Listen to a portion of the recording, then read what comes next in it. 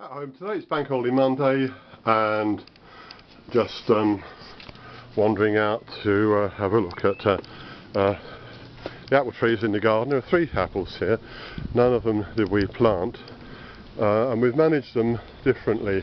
This one we think is probably Golden Delicious. The apple's not very good quality, but I've managed it so that it spreads quite widely and is attractive. It's nice to look at from our kitchen. Hey, we know we've got a lovely view from there. Very nice blossom. It's a shame that our neighbour has chosen to have very tall woodland trees growing very high, which is nice for her, but it's not so nice for us. But hey, what's the point of arguing? This is a tree that you know about because I've blogged about it. This is a very big old apple tree, variety Arthur Turner, and I've brutalised this tree. I thought it went very hard. It sent some shoots up and I've grafted onto it. I've done a few videos about that, and some of the grafts are taking. It's too early to say how well they'll do. Saddle graft there. This doesn't look great, but 3 or 4 years from now it should look really, it should look a lot better than it does. I'll do another video or two about managing it. But really wanted to talk about this big tree in the garden, which we believe to be a Blenheim Orange. We've been in this house for 17 years. This tree was a big established tree before we arrived. Incidentally, that's a tree that we did plant in the garden. It's in the flower bed. It's a tall sort of column type tree taking up little space. And that's a Pitmaster pineapple, rare variety. But look at this great big tree. I couldn't throw my hat over that. It's about 20 feet tall. We have not managed it very much.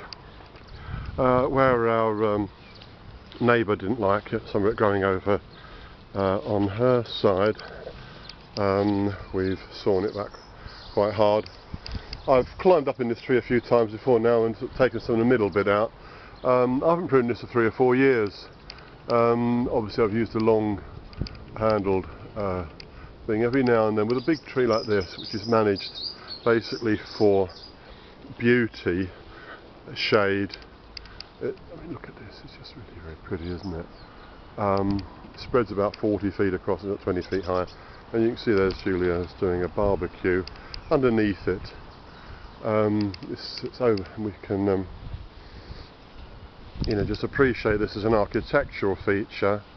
There are 2 reasons basically for growing an apple tree. One is to get fruit off it, obviously enough, and the other is to appreciate the beauty of it. And this is a somewhat irregularly shaped tree. We've obviously hollowed out, if you like, underneath it to create a space underneath, but we haven't really tried to manage it very much. It doesn't crop every year, and we don't get many eating apples off it. We wait until the apples fall, and then we collect them all up into boxes and they go for cider. It's a very beautiful thing. It's actually spreading all the way across the garden. I mean, it's at one end and it would spread another 15 feet over that way, and it spreads here right almost to the edge. So just sheer beauty, that's all. And obviously we don't spray a tree like this, it's not possible to do so. And if you inherit a tree like this, you move into a house and you've got a big old spreading tree, let's treat it with respect. Don't you necessarily feel that you have to radically prune it. Every 3 years I get a long pole saw or maybe the ladder and remove maybe 15% of the branches to stop gross overcrowding. But apart from that, we leave it to itself. Anyway, here we are, a bit of bird song, a bit of wind noise, and traditionally on this day we like to raise our glass in sympathy. It's bank holiday, because all the people who get in their cars and try to go to sandbanks on the New Forest and get into terrible traffic jams. So anyway, here's a pint of, and we never do, we always stay at home on Bank Holiday Mondays. And this is birch sap beer that I brewed, so let's raise a glass to all the poor people stuck in traffic jams and fighting for car parking spaces. We wish you well.